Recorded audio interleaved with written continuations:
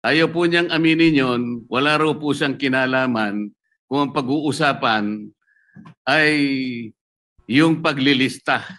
Ngayon po malinaw na nagsisinungaling talaga siya sapagkat naipakita ko po kahapon, Mr. President, lalong-lalo na po sa flood control projects, yun pong mga insertions, aminin man niya't hindi, ngayon po inapatunayan na natin, ay talagang siya po talaga yung gumagawa dahil siya po yung Undersecretary ng Planning Services. Magmula po ng 2022, 2023, pinapalitan po niya hanggang sa 2024.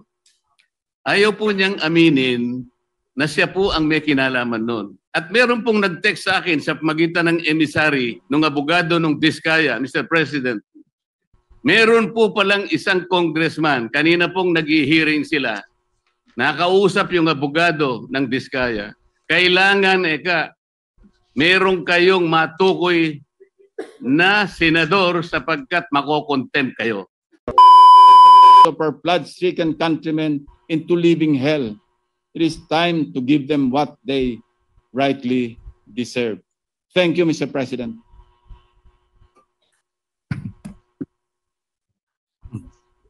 I see that the Senator Rodante Marcoleta is seeking the floor. What is the pleasure of Senator Marcoleta? I'd like to know, Mr. President, if our good Senate President pro tempore would yield to a few questions. Willingly to the still the chairman of the Committee on Public Accountability, the good senator from Tarlac and the Republic of the Philippines. You may proceed then. Maraming salamat po, Mr. President. Mr. President, kanina pong mag-umpisang mag-present ang ating Senate President pro tempore, ay laking pasalamat ko sapagkat nakita ko yung resulta ng kanyang personal na pag-iimbestiga. Doon po sa kauna-unahang slide, Mr. President, nakita ko po yung isang text message na galing po yata kay Yusek Catalina Cabral. Hindi ko po masyadong maintindihan. Pwede po bang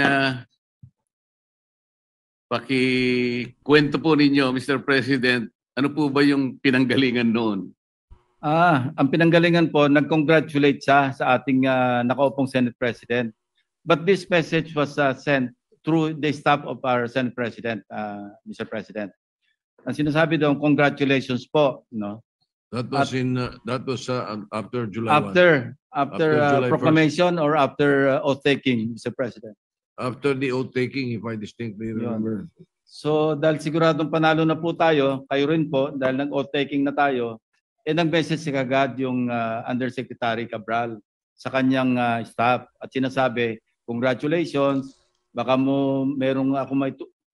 Andyan po sa text message, sa Viber message, na sinasabi para ma-align do sa mga priorities at para maiwasan yung redundancy, siya nang gagawa ng paraan. Ang sabay ang sinabi na para maihabol o maisama na sa NEP. So nag-iimbita siya na magsumite kayo, parang sinasabi 500 million pesos yata, ibig sabihin ng 500 yan eh. Kasi hindi naman malinaw, pero ang sinabi, po kayo 500 for now. For now. Ibig sabihin, for now, sige, magpasok kayo mga 500 million pesos worth of projects na sa inyo manggagaling. So ito po yung sinasabi natin na isang kamalian ng budgeting or budget process. Dahil ang trabaho, mandato ng Kongreso, both houses, legislation. Yung pong NEP, nasa budget preparation phase na kung saan exclusive domain ng executive branch. Pero bakit po, dahil ganyan ang nangyayari, mismo sa DPWs na nanggagaling na magpasok na kayo rito. Hindi ho ba pakikialam yun sa mandate o sa exclusive authority ng executive branch? Salamat po sa sagot na yon, Mr. President. Ako po yung naniniwala na talagang wala namang initiative na nanggaling sa inyo at siya'y kusa niyang inialok po yung inaakala niya sigurong makakatulong o makakapagbigay ng kasiyahan sa inyo. Yun po yung akala niya. Opo. Ah, At agad pong tinanggihan ng ating Senate alam ko President. po, alam ko Sinabi po. niya agad sa staff niya, wag, ayoko ba't ako maglalagay dyan? Kasi po kaya ako naitanong to, Mr. President, kahapon po, ayaw pa niyang aminin na dahil sa pagtatanong ko po na sa kanya, sinabi ko bakit lumilitaw kahit anong ibigay na ceiling ng DBM, pinapalitan mo, sabi ko sa kanya. Ayaw po niyang aminin yon, wala raw po siyang kinalaman kung ang pag-uusapan ay yung paglilista. Wala raw siyang kinalaman. Ngayon po malinaw na nagsisinungaling talaga siya sapagkat naipakita ko po kahapon, Mr. President, lalong-lalo na po sa flood control projects, yun pong mga insertions, aminin man niya't hindi, ngayon po inapatunayan na natin, ay talagang siya po talaga yung gumagawa dahil siya po yung Undersecretary ng Planning Services. At lalong-lalo na po doon sa tinatawag na FAPs. Ito po yung Foreign Assisted Projects. Yun po malinaw na malinaw. Ipinakita ko po, Mr. President, yung sulat ng DBM noong July 2023 na kung saan sinabi mismo sa kanya, please adhere strictly dun sa mga ceilings na binibigay namin sa inyo. Dahil napansin po ng DBM magmula po noong 2022, 2023, pinapalitan po niya hanggang sa 2024. Ayaw po niyang aminin na siya po ang may kinalaman nun. Ngayon ko lang napatunayan, salamat Senate President Pro Tempore na ngayon ay malinaw na malinaw, hindi na niya pwedeng sabihin at hindi na siya pwedeng magsinungaling na wala siyang kinalaman dito. Ang totoo pa po nito, Mr. President, ang dami pong gustong tumestigo na meron po siyang 10 paboritong contractors na siguro sa mga susunod na panahon, kung sino man po yung hahawak ng Blue Ribbon Committee, isa po sigurong mabuting direksyon na ituntunin ito. At marami rin pong palagian na pumupunta sa kanyang opisina na mga politiko.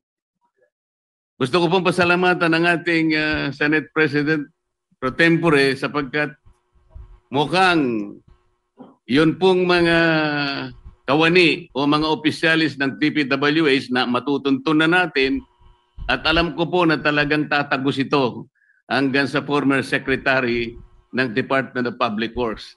Kasi kahapon po, gusto niya nang sabihin na lahat ng daw po ng nangyayari sa kanyang opisina ay meron namang basbas ng Secretary ng Department of Public Works. Ngunit ang gusto ko pong tuntunin, Mr. President, kung nakita na po natin unti-unti at saan papunta at sinong may kasalanan sa Department of Public Works at nailitaw na rin po sa pagsusuri at sa personal na pag-iimbestiga ng ating colleague, ang mga contractors na talagang, kung pagsasamahin po natin mga contractors na ito at saka yung mga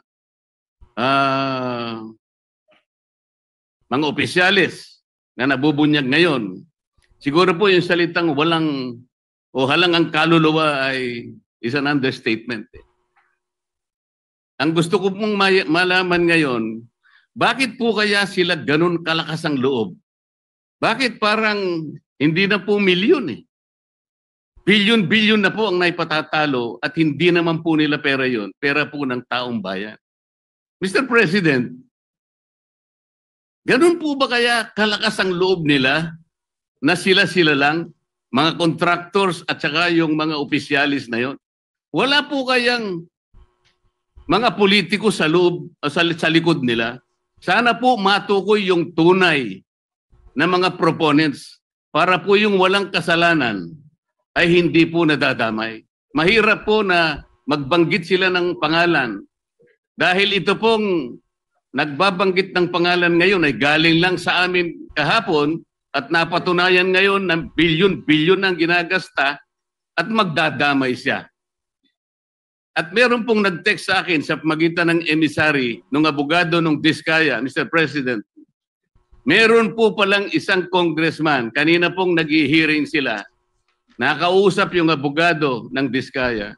Kailangan, meron kayong matukoy na senador sapagkat makokontempt kayo. Nasa akin po yung text message, Mr. President. Sa makatwid, gusto lang nilang magpangalan. Hindi po mabuti yun. Kailangan po, sa tulong na rin po ni Senator Lacson, total naumpisan na yung mga contractors, naumpisan na itong mga kawani at opisyalis ng DPWH na talagang kandidato na po talaga sa impyerno. Matukoy po talaga kung sino-sino po yung palaging kausap ni Yusek Cabral na sila po yung sindikato dito. Para po yung walang kasalanan ay huwag pong madamay. Maraming salamat po, Mr. President. Salamat po, Your Honor. Yeah. Maraming salamat po rin sa ating distinguished gentleman from Tarlac and the Republic of the Philippines.